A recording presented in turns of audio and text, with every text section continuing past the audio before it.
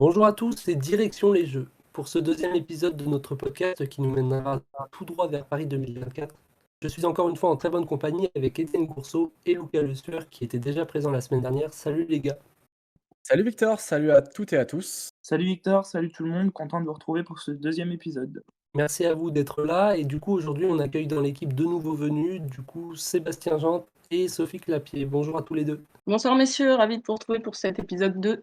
Bonsoir à tous, c'est Victor. Au programme aujourd'hui, nous démarrons donc notre tour d'horizon des différents sports. Chaque semaine, nous présenterons les enjeux et les chances françaises dans 3, 4 ou 5 sports. Et nous commençons donc par l'aviron, quelques jours après la fin de la régate de qualification olympique. Nous enchaînerons tout à l'heure avec le judo, alors qu'à l'heure où nous enregistrons, les mondiaux touchent à leur fin. Nous évoquerons le handball et pour terminer, le badminton. Donc, pour commencer dans l'actualité récente en lien avec les JO, l'aviron a trusté l'attention mardi dernier avec la régate finale de qualification olympique. La France, pour rappel, disposait déjà de 3 embarcations qualifiées et en a qualifié 2 autres. Et parmi elles, le 2 de couple poids léger, emmené par Hugo Beuret et notre invité du jour, Ferdinand Ludwig. Salut Ferdinand. Bonjour à tous.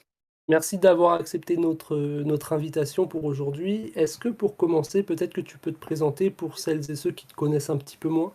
Oui, avec plaisir.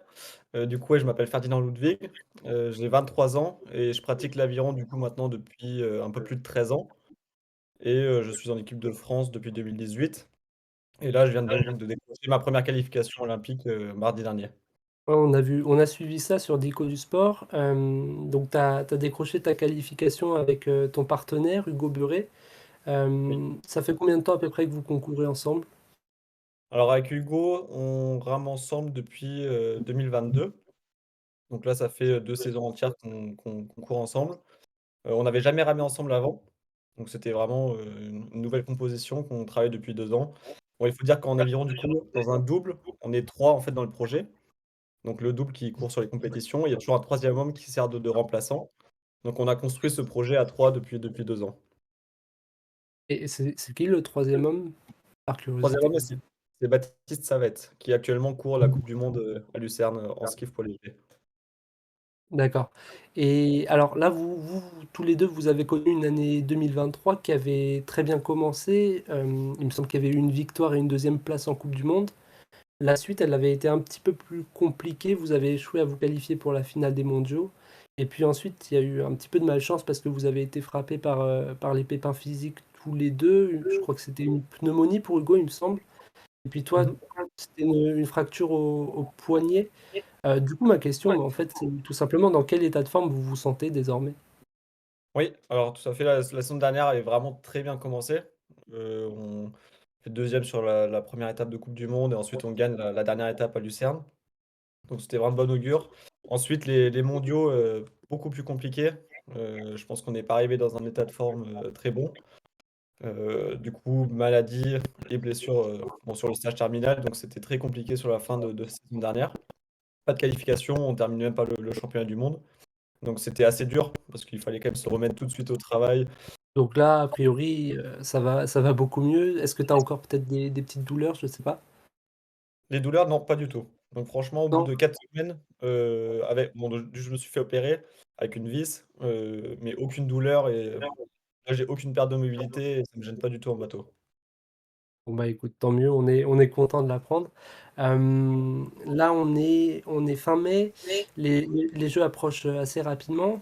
C'est quoi votre programme avec Hugo d'ici les jeux? Je crois qu'il y a une coupe du monde encore mi-juin. Oui, tout à Est-ce que fait. vous allez participer, peut-être? Oui. Donc là, on a eu 2 jours de repos juste après, la régate de qualification. Là, j'ai repris l'entraînement, hier matin. Donc là, c'est reparti hem, pour en fait un cycle un peu de travail jusqu'à la coupe du monde, qui est dans 2 semaines et demie de mémoire. Donc à Poznań en Pologne et donc ça va servir de repère, donc travailler encore jusqu'aux jeux en juillet. Et justement, donc, pour les Jeux et pour cette coupe du monde, vous allez avoir, je pense, une concurrence assez rude. Il y a les Irlandais qui sont très forts, champions olympiques, champions du monde en 2022-2023 et champions d'Europe, si je dis pas de bêtises. Les Italiens également, les Suisses qui sont en train de progresser pas mal, j'ai l'impression. Tu t'estimes où avec Hugo dans la hiérarchie internationale?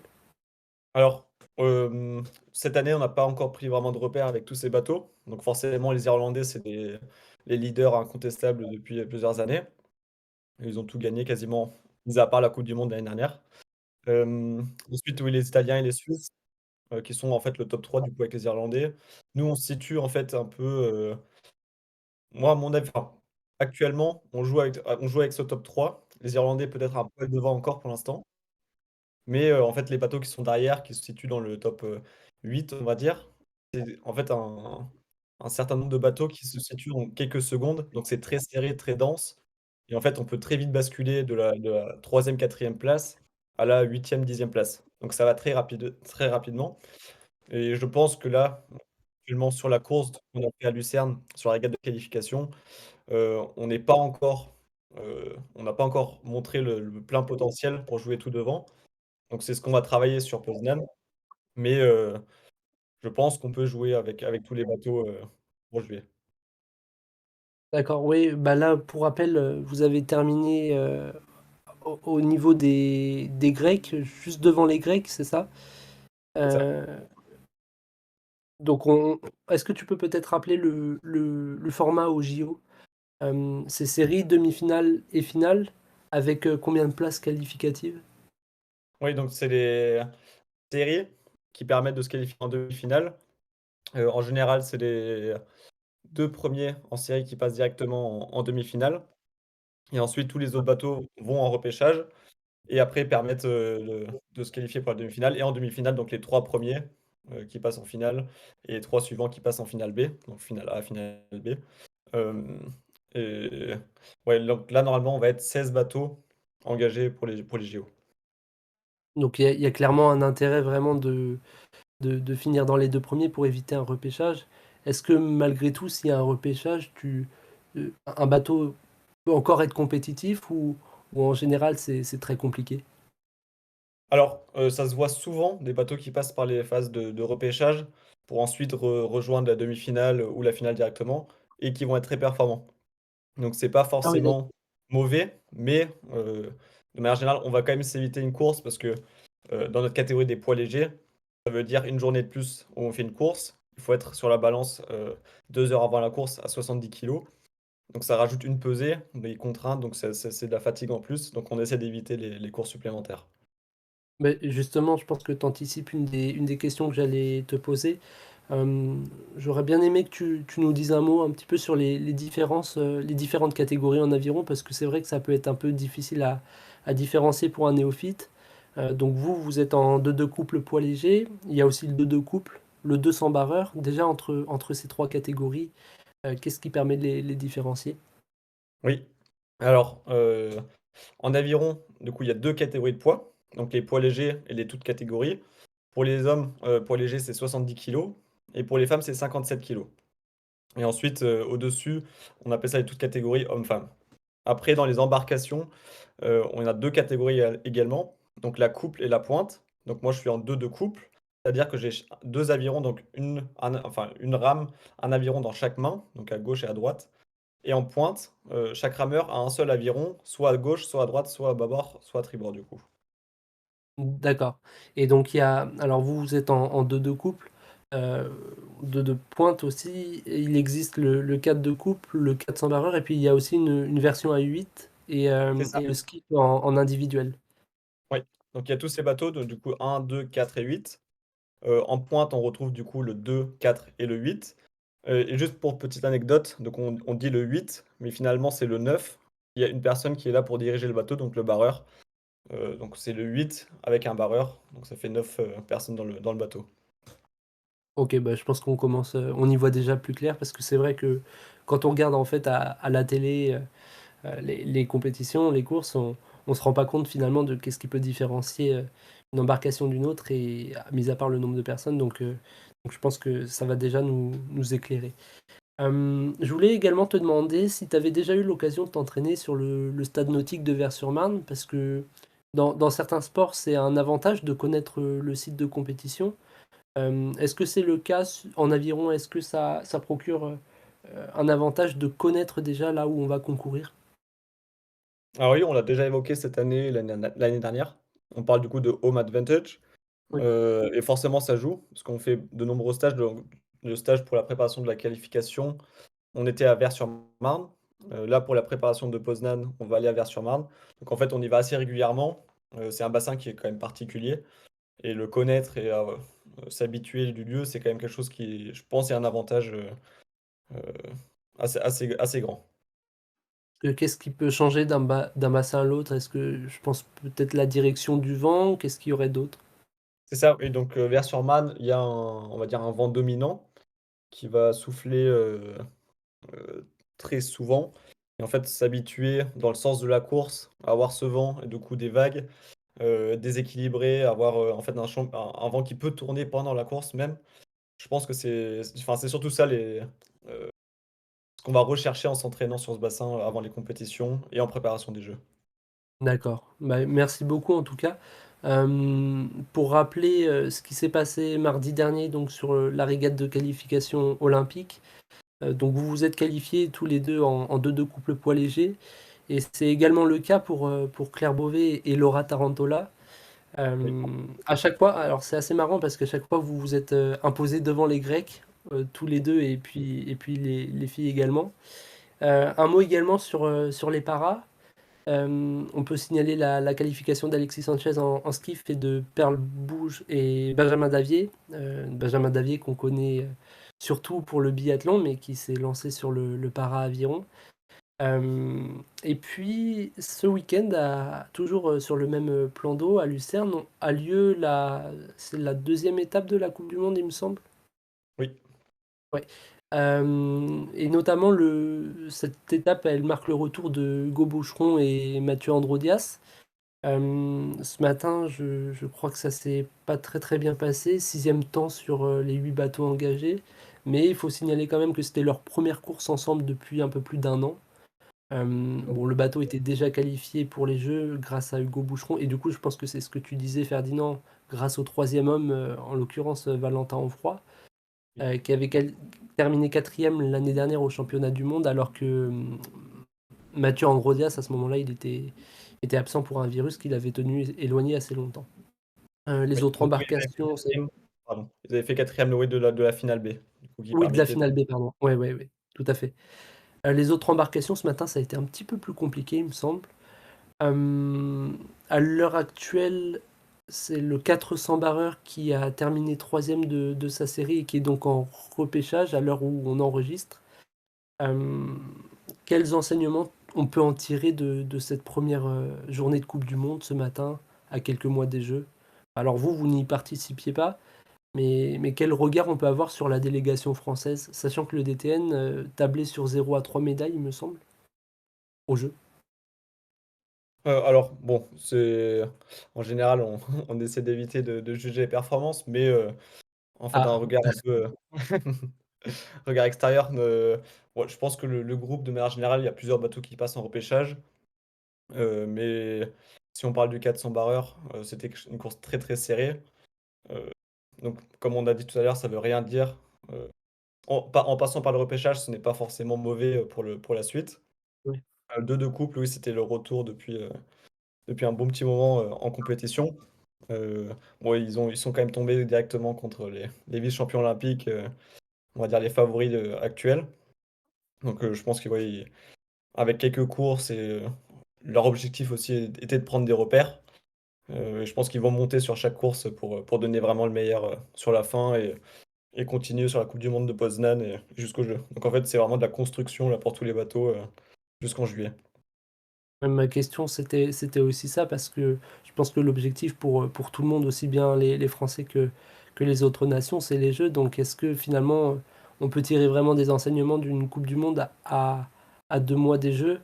Alors que je pense qu'il doit falloir gérer peut-être les pics de forme. Je ne sais pas comment ça se passe vraiment en aviron, mais est-ce qu'on va vraiment pouvoir en tirer des enseignements? Bon, je pense que c'est plutôt des enseignements, individuels, on va dire par bateau. D'accord. Chacun est, on va dire, avancé un peu différemment dans la saison et sur l'état de forme.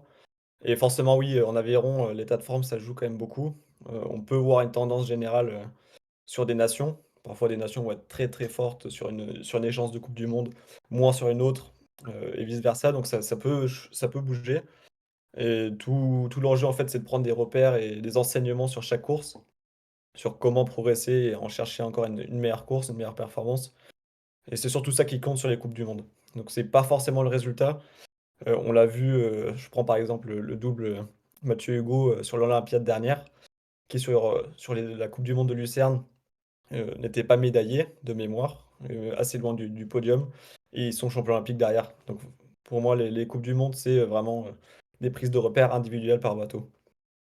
D'accord. Bah écoute, merci en tout cas parce que pour le coup, c'est un regard intéressant et je pense que c'est assez difficile de, d'analyser justement quand on n'est pas du monde de l'aviron. Donc, en tout cas, on y voit beaucoup plus clair.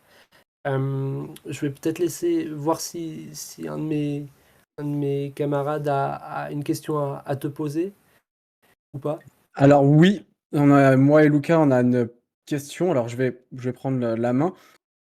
Ferdinand, c'est vrai que tu pratiques une discipline qui est peu médiatisée hors des JO, comme d'ailleurs beaucoup de disciplines dans les Jeux Olympiques. Et du coup, est-ce que tu as senti ou est-ce que tu sens un engouement particulier autour de toi, ou pourquoi pas autour de ta préparation par rapport à tes compétitions habituelles? On sait que tu as été déjà médaillé européen et en Coupe du Monde, mais est-ce que tu sens quelque chose de vraiment différent là? Alors oui, je sens que ça ça change parce que enfin surtout depuis mardi, beaucoup plus de sollicitations. Heu, bon je pense que ça a pas mal tourné sur la qualification, donc beaucoup plus de monde qui viennent, envoyer des messages, heu et des médias qui viennent vers nous. D'ailleurs on a travaillé sur ça avec Hugo et notre entraîneur, c'est, comment, gérer ça dans l'entraînement pour pas engendrer plus de fatigue et en fait, regrouper des sollicitations sur un même moment pour éviter d'être trop dispersé, pendant les entraînements. Eh bien, Étienne, tu voulais poser une question également? non, c'est Lucas qui voulait. Moi, j'ai posé la mienne du coup. Lucas, pardon. Ouais, Ferdinand, tu disais tout à l'heure que que du coup tu étais avec Hugo Bury depuis 2022 seulement, je crois. Je Oui. voulais savoir, comment on se prépare à ça, un changement de coéquipier? Comment on met ça en place, surtout si près des JO? Et est-ce que c'est quelque chose qui fait peur? Alors non, ça fait pas peur parce qu'en fait, on bouge quand même assez régulièrement et dès la première sortie, donc dès la première sortie d'entraînement, avec un nouveau coéquipier, donc là, en l'occurrence avec Hugo, heu, lorsque ça se passe très bien sur une première sortie, on n'a jamais ramé ensemble, on sait que ça va matcher derrière. Donc c'est ce qui s'est passé là. Dès les premières sorties, ça allait très bien. Bon, forcément, il y avait du travail et des trucs à peaufiner, mais en fait, c'était tout de suite l'harmonie était là et on a pu travailler rapidement et trouver des solutions, vraiment dès les premières sorties. Merci en tout cas pour vos questions. Je pense qu'on a fait le tour. Peut-être que Seb, tu voulais également poser une question à Ferdinand? Oui, c'était surtout pour savoir si, quand vous avez avec toute la confiance que vous avez accumulée avec la victoire en coupe du monde, l'année dernière, quand vous avez connu cet échec aux mondiaux, est-ce que la question de séparer le duo s'est posée ou alors c'était déjà acquis? Sachant que vous êtes un jeune duo malgré tout, est-ce que c'était déjà acquis que vous iriez aux Jeux olympiques ensemble et que vous verriez ensuite qu'est-ce qu'on fait? Alors, non, c'est jamais acquis. Donc forcément, il y a eu beaucoup de remises en question, en septembre après l'échec des mondiaux. Et après, il faut savoir qu'en aviron, tous les ans, on a un chemin de sélection individuel, donc environ jusqu'en avril, donc de septembre-octobre jusqu'en avril. C'est un chemin de sélection individuel. Donc on passe des échéances en bateau individuel sur la machine et en fait qui permettent de construire le bateau jusqu'en avril. Donc ça, c'est tous les ans. Il faut se requalifier dans le bateau. Donc là, c'était la même chose. Jusqu'en avril, on ne savait pas si le double était fixe. Forcément, comme on l'a déjà travaillé avec Hugo depuis plusieurs années, on avait plus d'automatisme et c'est quelque chose qui était déjà un peu, qui roulait déjà. Mais, si Baptiste, donc le troisième homme, était plus fort que nous sur les échéances individuelles, il pouvait prendre la place, être testé dans le bateau, dans le double et c'est pas quelque chose qui est figé, forcément sur une olympiade. Ben, merci beaucoup en tout cas Ferdinand. Avec plaisir. Nous on te souhaite plein de bonnes choses pour les 2 mois qui arrivent et puis pour la suite de ta carrière. Merci. On manquera pas de suivre ça de près sur Dico du Sport. On a déjà suivi pas mal les dernières échéances en aviron. Et puis, écoute, je ne vais pas m'aventurer sur des bonnes chances ou quoi que ce soit. On dit que ça porte malheur, mais on te souhaite le meilleur pour la suite. Merci beaucoup. Merci. Place maintenant du coup à l'autre actu chaude de la semaine avec les championnats du monde de judo qui se sont achevés vendredi. Lucas, toi qui les as largement couverts, quel bilan peux-tu faire alors que les jeux débutent dans 2 mois? Alors pour faire un bilan, c'est ce que je disais, c'est quand même compliqué de tirer un bilan des mondiaux, tout en sachant qu'il y a quand même beaucoup d'absents, sur ces mondiaux parmi les sélectionnés pour les Jeux. Après, je trouve que globalement, il y a une tendance qui se dégage et c'est une tendance qui dure depuis un petit moment. C'est que chez les filles, ça reste quand même, très solide, même s'il y a eu une ou 2 petites déceptions. Ça reste quand même très, très solide chez les filles. En individuel, d'ailleurs, il y a que des médailles chez les filles. Et chez les garçons, c'est toujours compliqué. Il manque cette régularité. Il y a des talents qui sont là et ça, c'est clair, mais ça manque vraiment d'une régularité et il va falloir sortir le grand jeu au JO pour cacher cette mauvaise tendance. Ouais, tu me disais en début de semaine que tu avais l'impression que ça combattait avec le frein à main. Oui, c'est ça Après, et puis comme c'est quand même, ces mondiaux, ça fait un peu étape pour les JO, si on peut dire. C'est, c'est comment? Amandine Bouchard qui disait notamment qu'elle avait tenté pas mal de choses sur ses combats.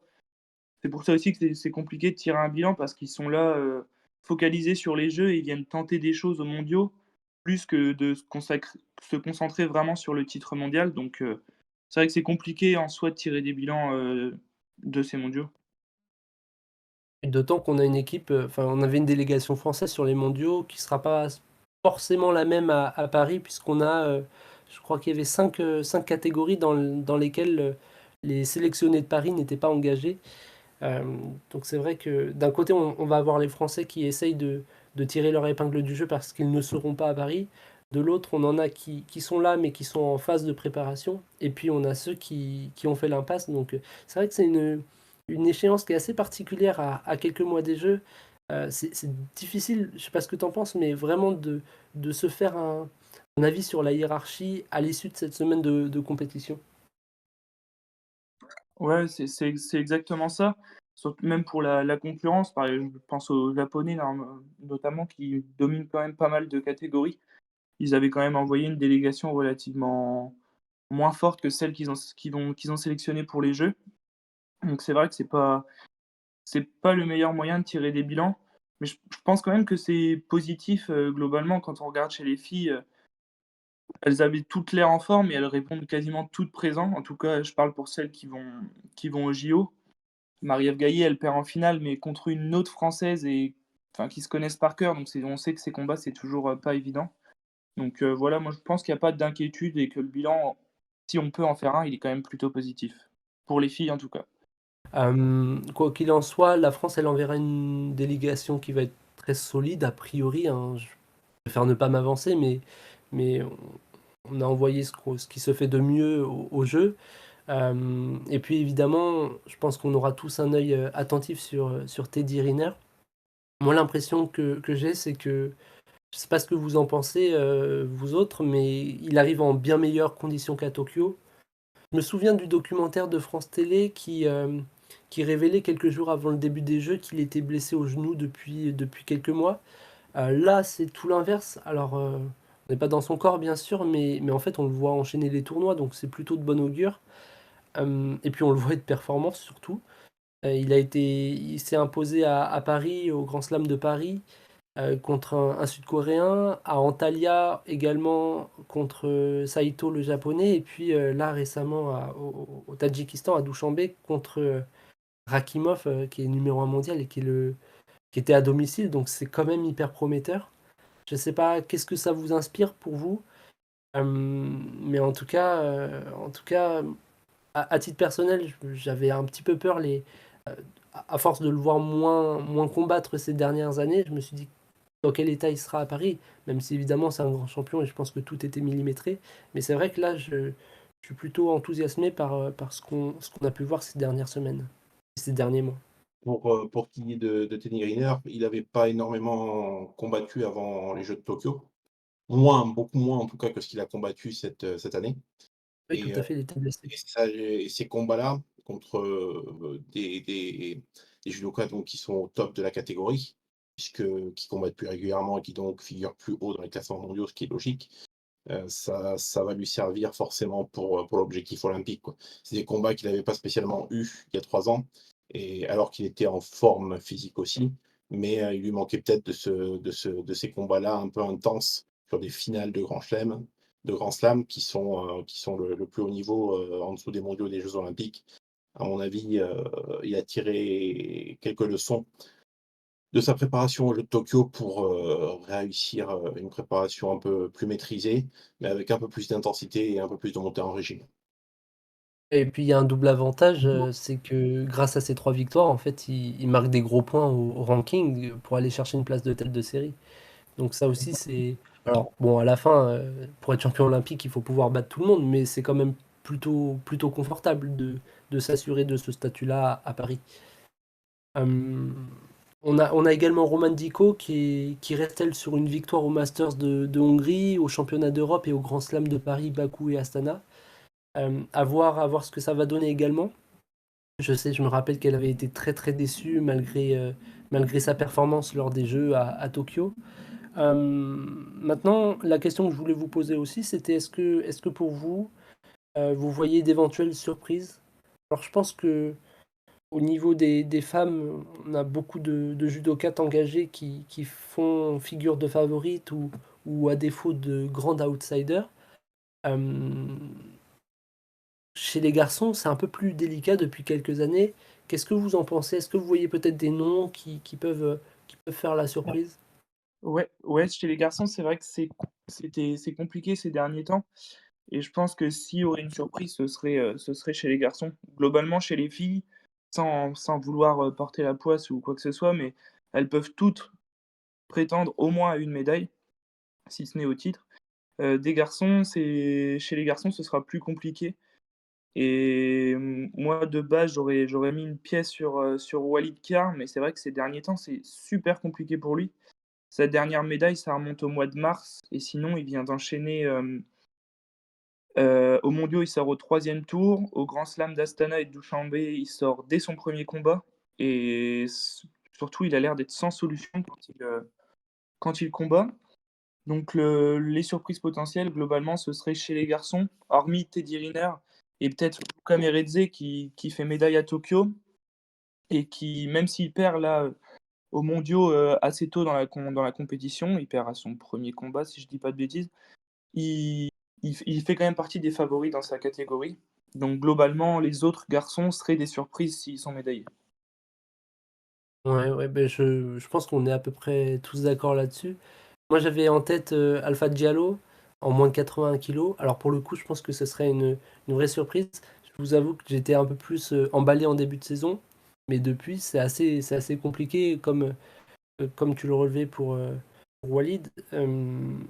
Il reste sur trois victoires pour 8 défaites sur 5 tournois disputés.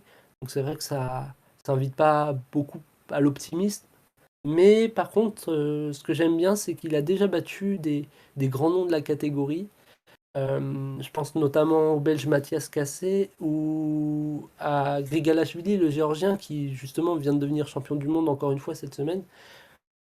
Il a déjà perdu contre lui aussi, mais en tout cas, il a déjà montré par le passé qu'il était capable de battre des pointures. Donc je me dis, pourquoi pas? On verra ce que ça va donner. Euh, mais en tout cas, c'est vrai que la question qu'on peut se poser, c'est est-ce que la France, elle va réaliser une moisson j'allais dire à Tokyo, mais non, à Paris? On l'espère tous. Est-ce que Sophie, tu voulais rajouter quelque chose peut-être? Il y a le quid d'Aurélien Diès aussi, parce qu'il était déjà forfait au championnat d'Europe. Il n'a pas participé aux mondiaux. En fait, il n'a pas fait de compétition depuis février, donc ça va être aussi une grande question. Merci beaucoup. Alors, en termes de judo, la compétition, la date qu'il faut retenir, je pense évidemment, c'est le 2 août, puisque auront lieu les finales des plus de 100 kg et des plus de 78 kg. On en a déjà parlé un petit peu la semaine dernière, cette soirée-là, cette journée-là, même en règle générale, elle va être assez phénoménale. Je ne sais pas si, j'avoue ne pas avoir regardé dans le détail le calendrier, mais je ne sais pas si ce jour-là on aura un match de l'équipe de France de handball. J'imagine, puisque en règle générale, ça alterne hommes et femmes. Mais c'est clair que le handball, en tout cas, sera l'un des sports au cœur des attentes cet été.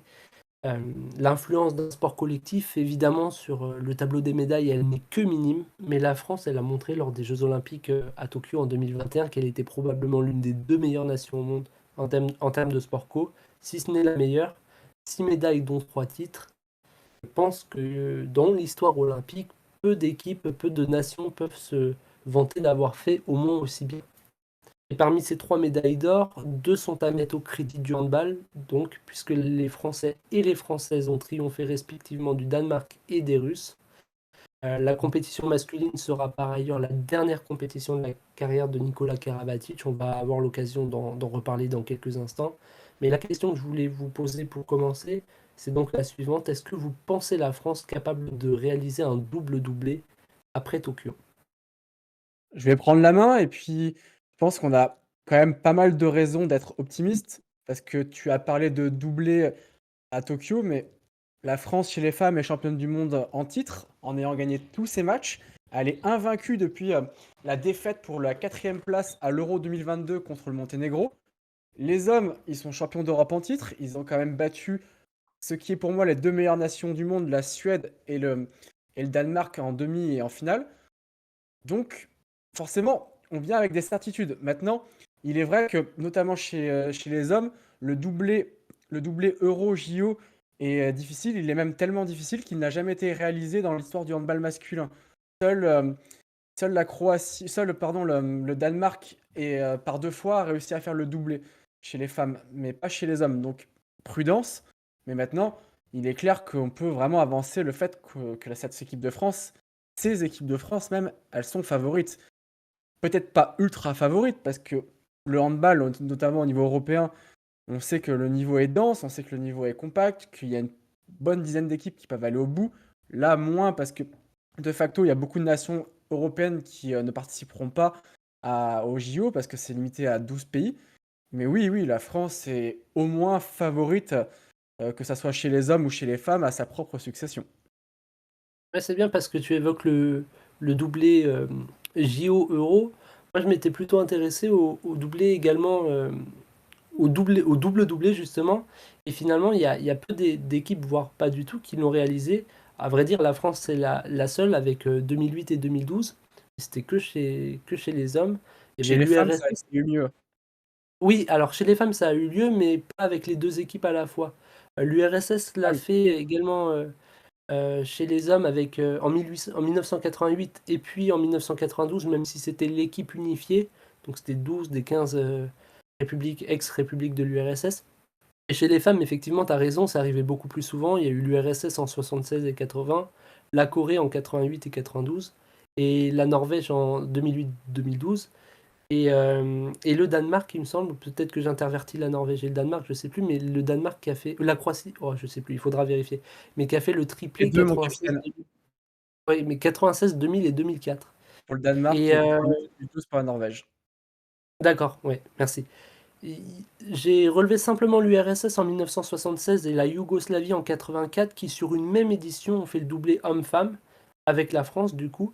Mais en revanche, on n'a aucun pays qui a fait le double doublé. Alors j'invente peut-être un concept, mais peut-être que ce sera peut-être le cas cette année, on verra. Pour ça, il va falloir passer par un premier tour qui est fait de 2 groupes de 6, avec les premiers qualifiés en quart. Qu'est-ce que vous pensez des adversaires de la France? Sachant que les Bleus, enfin les hommes commencent par un enchaînement assez redoutable.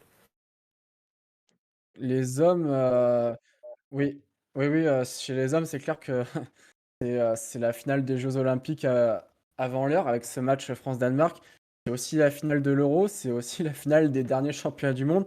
Enfin bref, France-Danemark depuis qu'ils se sont rencontrés pour une des premières fois de cette séduisante génération danoise en 2009, c'est devenu on a beaucoup parlé de France-Croatie chez les hommes dans les années 2000, mais je pense que le France-Danemark est devenu un classique peut-être encore plus important que l'a été le France-Croatie à l'époque. Et Dieu sait que pourtant que ce France-Croatie nous a donné des matchs extraordinaires, que ça soit au JO ou même la finale des Mondiaux 2009, où les Français avaient triomphé des Croates là-bas, dans une ambiance Ah oui, volcanique, pour ne pas dire plus d'ailleurs. Mais incroyable. après, bah, tu prends la Norvège qui est un peu en déclin, tu prends l'Égypte qui avait fait un très grand mondial chez eux en 2021. Tu prends la Hongrie qui est toujours une équipe redoutable et l'Argentine qui, à mon sens, est peut-être le plus petit poussé de la poule. Mais c'est du lourd, hein. Ouais, bah écoute, c'est vrai. Euh, la Hongrie, c'est ses premiers JO depuis 2012, mais effectivement, elle progresse quelque peu avec un quart de finale mondial en 2021 et une cinquième place européenne également en 2022. Les femmes, elles débuteront également par la Hongrie, justement. Peut-être que Sophie, tu voulais nous parler un petit peu du calendrier des handballeuses? Oui, bah, Étienne le disait pour le duel France-Danemark chez les hommes. Chez les femmes, c'est un duel France-Norvège, parce que c'est vrai que ces deux équipes se sont souvent rencontrées. Donc, il y a eu les finales des mondiaux 2003, donc récemment gagnées. Il y a eu les finales des mondiaux 2021, de l'Euro 2020, toutes deux perdues. Donc en soi, la Norvège a souvent pris le dessus, mais le dernier duel a tourné à l'avantage des Bleus, donc elles savent comment les battre. D'autant plus qu'elles ne les rencontrent pas d'entrée dans les poules. Elles ont une poule relativement abordable. Après, attention encore, mais elles ont une poule relativement abordable, donc la poule devrait relativement bien se passer. Ouais, c'est la suite qui va marquer le début des hostilités. Euh, au niveau de la liste qui a été annoncée, quels enseignements on peut en tirer? T'en penses quoi, toi? Bah, c'est un peu compliqué parce que, il y a forcément des joueuses qui vont être, un peu laissées sur le carreau, par rapport au championnat du monde 2023. Parce qu'il y a qu'une liste de 14 joueuses. Donc, c'est vrai que j'aimerais pas être à la place du sélectionneur et non plus à la place du sélectionneur, de l'équipe masculine. Ça va être très compliqué, de part et d'autre. Mais après, est-ce qu'il va faire avec, des championnes, olympiques de Tokyo? Est-ce qu'il va faire, avec, toutes les récentes championnes du monde? À voir. Parce que sur les grands championnats du monde et championnats d'Europe, on emmène combien de joueuses? Tu peux nous rappeler? Au championnat du monde, il y avait 18, je crois, Ah oui, ouais, il me c'est pas semble. facile. Et là, il y en a que 14, donc ouais, ça va être short. Ça, c'est le côté un peu cruel quand même, mais bon, on sait que le CIO est dans une logique de limiter un maximum le nombre d'athlètes et très souvent, en fait, on ne peut pas dépasser, hein. Vraiment, c'est au millimètre, à l'athlète près. Donc, ça correspond à ça et c'est difficile pour les sélectionneurs. C'est un peu le même cas pour le football, hein. Je crois que la liste, elle est de 18 joueurs sur un tournoi de foot qui dure un peu plus de 2 semaines. C'est vrai que ça fait peu de marge et ça fait des déçus à la fin, hein. Je vais rebondir sur ce qu'a dit Sophie. Il faut savoir quand même que Olivier Crumbles, comme lors du dernier mondial, va se passer de deux joueuses plus qu'emblématiques de l'histoire de l'équipe de France, qui sont Alison Pinault et Béatrice Edvige, donc la pivot et l'arrière demi-centre. On parle là quand même de deux monuments de handball. Je trouve que ça illustre un peu la cruauté de cette sélection où il n'y a déjà, rien que sur les 21, il n'y a pas de place pour tout le monde. Alors imagine quand il va falloir en plus en sortir 7 de ces 21. Je ne sais pas comment il va faire. Comme Sophie l'a dit, je préfère 10 000 fois ma place d'observateur-suiveur que celle de sélectionneur, et notamment chez les femmes. On a vu qu'il avait sélectionné Cléopâtre Darleux dans un quatuor de gardiennes avec Florian André, Laura Gloser, Atadou Sako.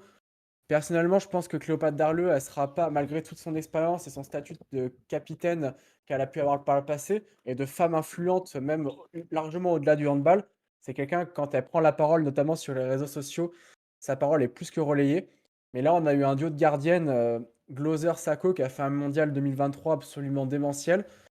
Atadou Sako, ça avait été sa première en équipe de France parce qu'elle avait été tout juste changée. Elle a été sénégalaise avant, elle a choisi l'équipe de France, donc c'était sa première, disons, en équipe de France.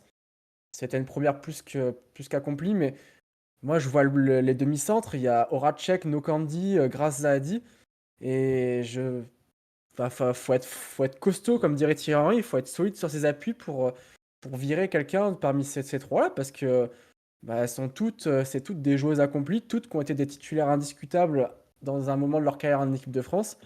C'est pareil, on a 4 arrières droits, donc dont pareil, des joueuses qui sont toutes championnes du monde avec l'équipe de France lors du dernier mondial.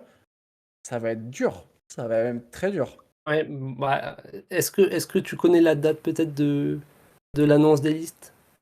Pas du tout, je pense que c'est propre, ça, je sais pas du tout. Non, honnêtement, je préfère pas dire de bêtises. Je crois, dans certains sports, je sais que c'est au 8 juillet, à voir si c'est le cas aussi du hand. Est-ce que c'est une date qui est globale? Je sais pas, mais ouais, en tout cas, c'est clair que on va l'attendre, mais il risque d'y avoir des déçus. On verra ce que ça donne en tout cas. Chez les hommes, on peut évoquer très rapidement peut-être aussi le cas Nikola Karabatic. On sait qu'il est actuellement en train de faire sa tournée d'adieu depuis le début de saison. À chaque match à l'extérieur avec Paris, il reçoit un accueil assez formidable. Euh, il disputera d'ailleurs son dernier match à l'Accor Arena contre Aix. D'une certaine manière, on a tous grandi avec lui, sauf peut-être Seb qui a vieilli avec lui. Euh, 22 ans en équipe de France, c'est pas rien, 360 sélections, 15 titres de champion de France, 4 fois champion d'Europe, 4 fois champion du monde, 3 fois champion olympique. Bref, le palmarès, il est assez formidable. Moi, j'ai noté une stat assez parlante, c'est qu'il a l'occasion de rejoindre Lucien Gaudin et Christian Doriola, tous deux escrimeurs à la deuxième place du classement les plus titrés au jeu. Donc les deux, en l'occurrence, sont quadruple champions olympiques. Karabatic a l'occasion de les rejoindre. Bon, alors c'est loin derrière Martin Fourcade et ses 8 titres, mais c'est quand même quelque chose d'assez unique en France. Qu'est-ce que ça vous inspire, vous, de voir ce champion tirer sa révérence à l'issue des Jeux? J'ai même envie de dire que en plus c'est même pas, ils ont délocalisé carrément le dernier match pour lui. Donc c'est pour dire déjà la légende du personnage. Donc ouais, ça va être quelque chose. Après, c'est pas, on en reviendra peut-être après, mais ce sera pas le seul qui prend sa retraite internationale à la fin. Mais c'est sûr qu'on perd le meilleur handballeur de tous les temps, quoi. Oui, on entend parler beaucoup de lui, mais effectivement, tu me disais hors antenne avant l'enregistrement qu'il y aura possiblement d'autres noms. Tu veux peut-être développer? Oui, je pensais à Valentin Porte, notamment, qui a fait aussi une bonne partie de sa carrière en équipe de France. Donc il a également tout remporté, ou presque, avec ses clubs. Donc oui, je pense qu'il fallait aussi le mettre un peu en avant, en plus de Nicolas Karabatic. Il a pas sa place encore définitive, mais bon, on le voit mal hors de la liste quand même.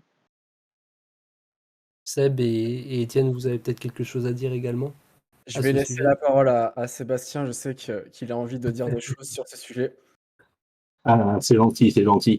Non, mais ça prouve, on parle beaucoup de la longévité d'un Nicolas Karabatic. Il faut savoir que tu parlais de Christian Gaudin et de Lucien Gaudin et Christian Doriola. Lucien Gaudin a été champion olympique à l'âge de 44 ans, je crois. Donc c'est des performances comme celle de Karabatic qui forcent le respect.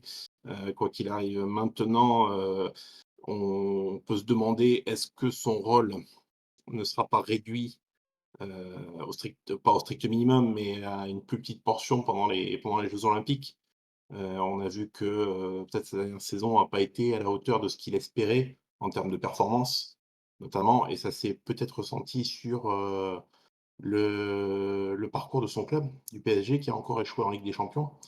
On peut se dire que soit, c'est le moment de faire la transition, dire à Nicolas Karabatic qu'il est dans un rôle de capitaine de route, mais qui n'a plus l'importance qu'il pouvait avoir à une époque au sein de l'équipe de France, certainement. Ouais, mais ça, justement, je pense qu'il est assez lucide là-dessus parce qu'il disait il y a quelques semaines, à l'occasion de ses 40 ans, justement, il revenait sur son temps de jeu qui diminuait, etc. Et il était au avec ça, il n'y avait pas de problème. Il validait le fait que ils jouaient moins et c'était pas un problème, c'était comme ça. Donc c'est plutôt lucide de sa part. Après, forcément, pour le grand public, ça reste un nom, Karabatic. On l'associe au handball, c'est un porte-parole du handball. Mais au sein du groupe, je pense que les choses, elles sont claires. Et d'ailleurs, c'était assez marrant parce que il racontait également que les jeunes en club, il y avait un temps où un jeune qui s'imposait trop, il se faisait remettre à sa place par les cadres de l'équipe. Et là justement, il nous disait que il y avait des jeunes qui, justement, c'était à leur tour finalement de s'imposer. Lui comme capitaine de route, comme tu disais, mais effectivement sur le terrain, les choses elles sont en train de changer. Je pense qu'il est au clair avec ça. Est-ce que vous voulez rajouter des choses peut-être sur ce sujet? Oui, je vais rebondir vite fait sur ce qu'a dit Seb. Heu, Karabatic, il fait quand même une deuxième moitié de saison à partir de l'Euro qui est quand même bien meilleure que c'est vrai que sur la première partie de saison, il est vraiment, plus que moyen. De là même à se poser la question de savoir s'il fallait l'emmener au jeu. Capitaine de route ou pas capitaine de route, ça reste quand tu as une liste de 14, tu peux pas te permettre de prendre quelqu'un qui n'est pas au niveau. Mais il a eu un déclic, il fait quand même un Euro solide.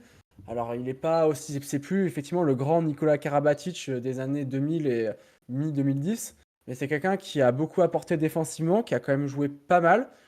Je pense qu'on peut pas lui imputer la responsabilité du mauvais parcours du PSG qui a vraiment failli collectivement. L'effectif global était beaucoup plus faible que l'année dernière et j'ai l'impression qu'à part quelques miracles de Luc Stein ou d'Elohim Prandi, il n'y avait vraiment personne pour relever le niveau dans cette équipe, notamment les gardiens qui ont été longtemps très très moyens dans cette équipe, surtout Yannick Green d'ailleurs. S'il pouvait l'être lors des JO, ça serait sympathique. Mais non, il est quand même monté en puissance en cette année 2024 et je pense qu'il peut nous surprendre. Le rôle de grand frère accompagnateur, je pense qu'il peut nous surprendre encore sur le terrain. Écoute, on demande à voir. C'est bientôt déjà que les Jeux vont commencer et que l'équipe de France va entrer dans son tournoi. D'ici là, il lui reste donc, on l'a dit, quelques matchs avec le PSG et puis une sortie délocalisée à l'Accor Arena la semaine prochaine. Pour terminer peut-être sur le sujet du handball, est-ce que vous pouvez vous avancer peut-être sur une équipe à suivre à part les Bleus, aussi bien une équipe masculine qu'une équipe féminine? Bien sûr, il y a les grands noms qui vont ressortir, le Danemark, la Norvège, mais est-ce que peut-être qu'il y a une équipe dont on parle un petit peu moins qui peut produire un beau jeu et éventuellement faire une belle place à l'issue des tournois? Alors chez les hommes, attention au Japon. C'est une équipe qui non seulement Ouais. se construit depuis quelques années, qui en plus pratique un handball très vif, très rapide, qui est capable de déstabiliser beaucoup d'équipes européennes qui seraient peut-être un peu plus stéréotypées. Et chez les femmes, pareil, attention à la Corée du Sud qui a montré des belles choses du côté du dernier mondial, qui est quand même sur une lancée depuis deux ou trois saisons, avec quelques choses qui sont un peu plus vieillissantes, mais attention à elles. Après, malgré tout, pour aller chercher les équipes européennes et les toutes meilleures nations européennes, il en manquera, mais je pense qu'on peut être séduit et surpris par les deux équipes que j'ai évoquées. Ouais, mais quand tu vois par exemple la performance de l'Égypte quatrième à Tokyo, finalement, c'est pas. On sait jamais, hein, c'est pas impossible. Mm. Euh, Sophie, t'avais peut-être un nom d'équipe qui te venait aussi? C'est principalement faire attention aux équipes dites plus faibles sur le papier. L'équipe de France féminine, notamment, elle s'est déjà cassé les dents face au Brésil, qu'elle affronte en poule. Elle est pas passée loin face à l'Angola il n'y a pas si longtemps que ça. Donc, c'est ouais, faire plus attention aux petites équipes pour pas trop se relâcher, quoi. Oui, autant les hommes auront intérêt à bien rentrer dans le tournoi avec un enchaînement qui sera, je pense qu'on peut pas faire, non pas pire, mais plus difficile en termes d'enchaînement avec le Danemark et la Norvège. Autant pour les femmes, le défi sera justement de ne pas se faire piéger dès les premiers matchs. Après, on sait qu'elles ont la capacité de réagir si elles mettent un peu plus de temps à entrer dans la compétition. Et puis le format des groupes de 6, 4 qualifiés, a priori, il n'y aura pas de problème. Mais oui, tu l'as dit et tu fais bien de le rappeler, attention à certaines équipes comme c'était le cas avec le Brésil ou l'Angola. Alors, Il nous reste un sport à aborder dans cet épisode. Et donc, un sport dont on a beaucoup parlé ces dernières semaines, qui est peu souvent mis en lumière. Il s'agit du badminton. Euh, Brillante lors des derniers championnats d'Europe, lors desquels elle est repartie avec 2 équipes et une médaille d'argent. La délégation française s'inscrit dans la lignée donc de ces sports qui brillent depuis le début de saison, alors qu'on les voyait plus en retrait auparavant. Je pense par exemple à d'autres sports dont on parlera les prochaines semaines, par exemple le water polo qui a fait une performance assez historique au mois de janvier ou au mois de février, je ne sais plus exactement. Mais le badminton, justement, sort de championnats d'Europe assez historiques avec 3 médailles en double mixte, l'or, en double femme, l'or également, et puis l'argent en simple. C'est les 2 premiers titres de l'histoire du badminton dans les championnats d'Europe pour la France. Avant cette édition, la France avait déjà remporté 3 médailles d'argent et 6 de bronze. Et cette édition, donc, elle se place dans la lignée des Jeux européens de l'année dernière, que les Français avaient terminé avec 2 médailles d'argent et 3 médailles de bronze. Je sais que Sébastien, tu as pas mal de choses à nous dire. Moi, il y a une question que je me pose. Je pense que tu seras à même de nous apporter une réponse.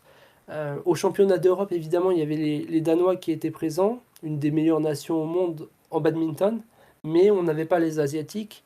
Quels enseignements on peut en tirer de ça, du fait qu'il n'y ait pas les Asiatiques? La France a fait des championnats incroyables, mais est-ce que justement on peut tirer des enseignements sur le niveau global de l'équipe de France en l'absence des meilleurs?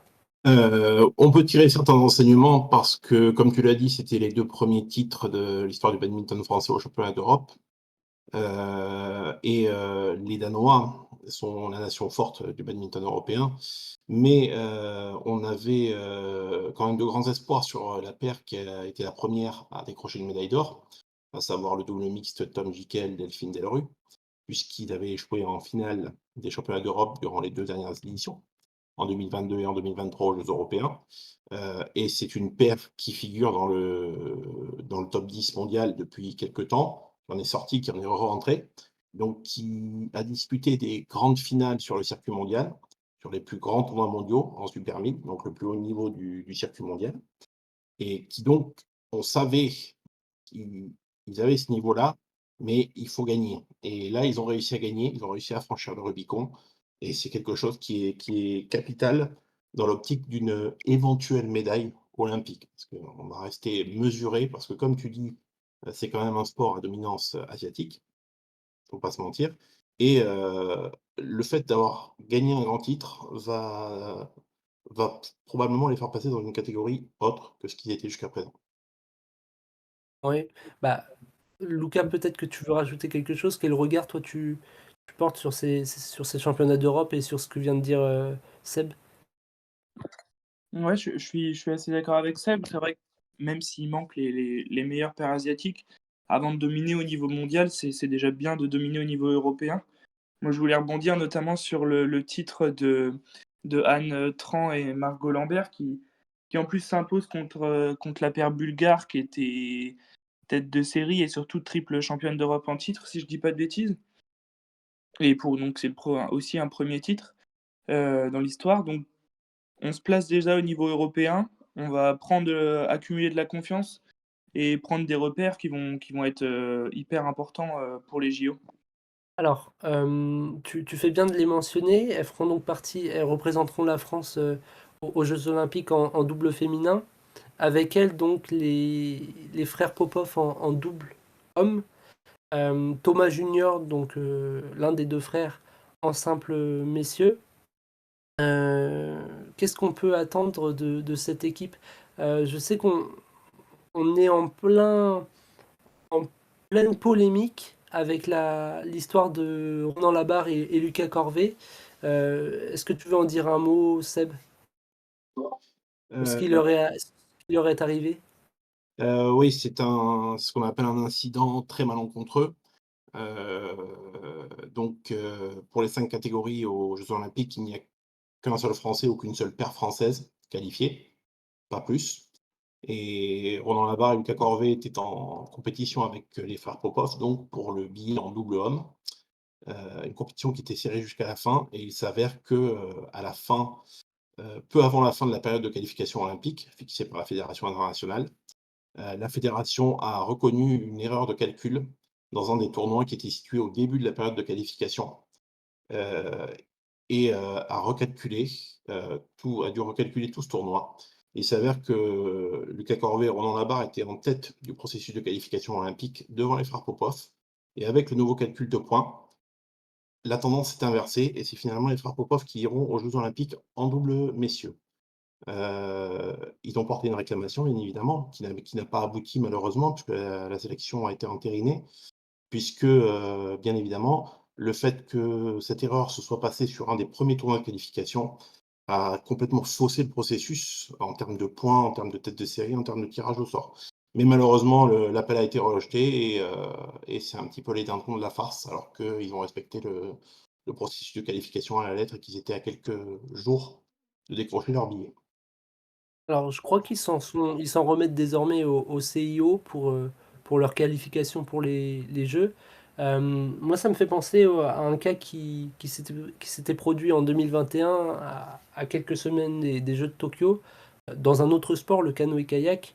À l'époque, c'était Guillaume Burger qui pensait être sélectionné, mais pareil, en fait, la fédération internationale avait commis une erreur. Alors, c'était une erreur administrative un peu différente, mais le CIO puis le tribunal arbitral du sport avaient rejeté la demande à la fois de l'ICF, la fédération internationale, à la fois de la fédération française et à la fois du CNOSF, le comité national olympique sportif français.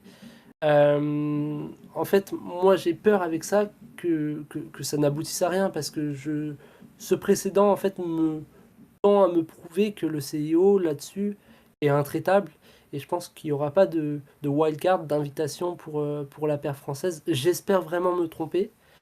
Si je reprends le cas de Guillaume Burger, il a quand même pu participer aux Jeux Olympiques, mais sur une autre épreuve, parce que les quotas obtenus au kayak, au canoë-kayak, on parle du sprint là, pas du slalom, mais n'étaient pas nominatifs. Là, c'est un peu différent parce qu'il ne s'agit pas de décrocher des quotas nominatifs, pas nominatifs, mais de figurer dans un classement, en l'occurrence de mémoire dans le top 16 des paires en double homme pour se qualifier. Les Français n'y sont pas. Je vois mal le CIO changer d'avis. On en parlait tout à l'heure, mais le nombre d'athlètes, il est calculé de manière très très méticuleuse, donc ça me paraît compromis. J'espère sincèrement me tromper parce que je trouve à titre personnel l'erreur assez scandaleuse et je ne souhaite même pas me mettre à la place de ces athlètes qui ont dû vivre les montagnes russes en termes d'émotions en l'espace de quelques jours. Seb, est-ce que tu veux continuer peut-être sur la délégation française pour la passer un petit peu en revue? Alors, la délégation française, donc, on a dit les 2 frères Popov, pour le double homme. Thomas Junior Popov qui sera engagé en simple homme. Comme, a dit Lucas, Anne Tran et Margot Lambert, les championnes d'Europe du double dames, seront les représentantes françaises dans cette discipline. On aura Xuey Feiki qui sera aligné en simple dames et donc Tom Jiquet et Delphine Delru, bien sûr, sur le double mixte, bien évidemment. En termes de chance de médaille, on va dire, s'il y a une chance de médaille, c'est Tom Jiquel et Delphine Delru, quoi qu'il arrive. On pourrait croire que Thomas Popov Junior a dominé le numéro 1 mondial et champion olympique, Victor Axelsen, en demi-finale des championnats d'Europe et ça lui a permis d'ailleurs de décrocher sa qualification olympique. Ça, c'était pour ceux qui pensent que les sportifs français n'ont pas de mental. Mais c'est un exploit sans lendemain, puisqu'il a perdu le lendemain en finale et c'est un exploit pour lequel il a été à 120 et il faudrait qu'il soit à 120 vraiment tout le tournoi pour réussir à décrocher une médaille. Ce serait une super performance. S'il y a D'ailleurs, vraiment oui? vas-y, non, j'allais dire qu'il fallait signaler que depuis cette performance, il est repassé derrière son frère au classement mondial. Euh, donc le cut, la date finale pour la sélection est passée, mais Christo Popov est repassé devant lui au classement en simple messieurs. Absolument. Et il a réussi juste au bon moment. Il avait une montagne face à lui, il fallait qu'il batte le numéro 1 mondial pour se qualifier aux Jeux olympiques et il l'a fait. Assez formidable quand même comme histoire, parce qu'effectivement, c'était pas n'importe qui. Tu parlais du double mixte. Moi, j'ai relevé une stat, je sais pas ce que tu en penses. Delphine Delru et Tom Jikel, cette année en 2024, c'est 12 victoires, 7 défaites. Mais ce qui est intéressant, c'est que le bilan contre des pairs mieux classés, il est de 2-2. Donc ça veut dire que les Français sont 13e mondiaux à l'instant T aujourd'hui, mais ils sont capables de d'hausser le niveau dès lors qu'il s'agit de rencontrer des pairs du top niveau mondial. Et puis sur un tournoi qui qualifie peu de pairs, finalement on se dit que ça peut très vite arriver à un match pour la médaille. J'espère. Je te rejoins, je pense que c'est la principale chance française. Maintenant, il y a encore du travail parce que cette paire, Delphine Delru, Tom Jikel, c'est 6 défaites en 6 matchs contre les numéros 1 mondiaux, pour ne citer que, donc c'est une paire finnoise depuis 2022.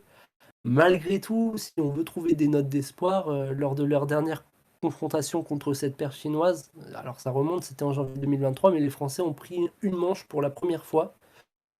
À voir, à voir, j'attends de voir justement. J'espère que le badminton français peut nous surprendre. Effectivement, je pense que dans les autres catégories, ça risque d'être un peu plus compliqué parce que en simple femme, je vois pas. Alors, j'espère encore une fois me tromper, mais je vois pas d'exploit possible. En double femme, la paire Lambert-Tran, 18e mondiale, elle serait pour l'heure tête de série numéro 10, mais le bilan face à des paires mieux classées, il est quand même assez délicat, même si les Françaises ont rencontré peu de top teams. Voilà.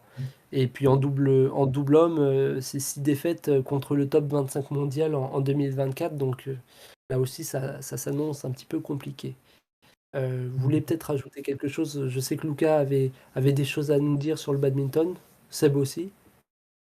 Ouais, sur Delphine Delru et Tom Jikel qui sont la plus grande chance de médaille, je suis assez d'accord. Et puis je voulais rajouter en plus, ils voudraient certainement effacer un peu la désillusion, si on peut appeler ça comme ça, de Tokyo, où ils n'avaient pas passé le stade des poules.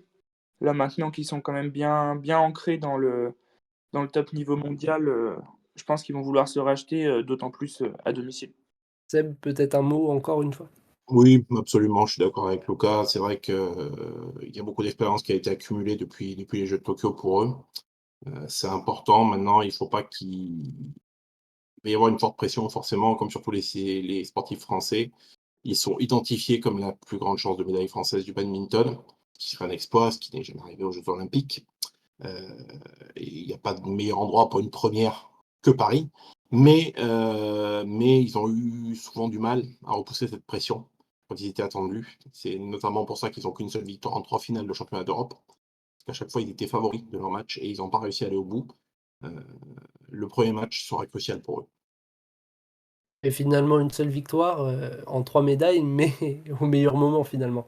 Finalement. Ça pouvait pas mieux tomber.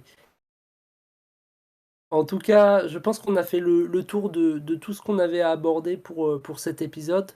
Merci à toutes et à tous de nous avoir suivis. Je remercie une nouvelle fois Ferdinand Ludwig d'avoir répondu à nos questions.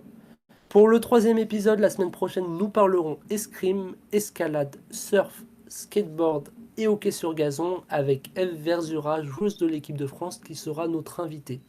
D'ici là, belle semaine à toutes et à tous et n'hésitez pas à nous suivre sur Déco du Sport. Salut à tous.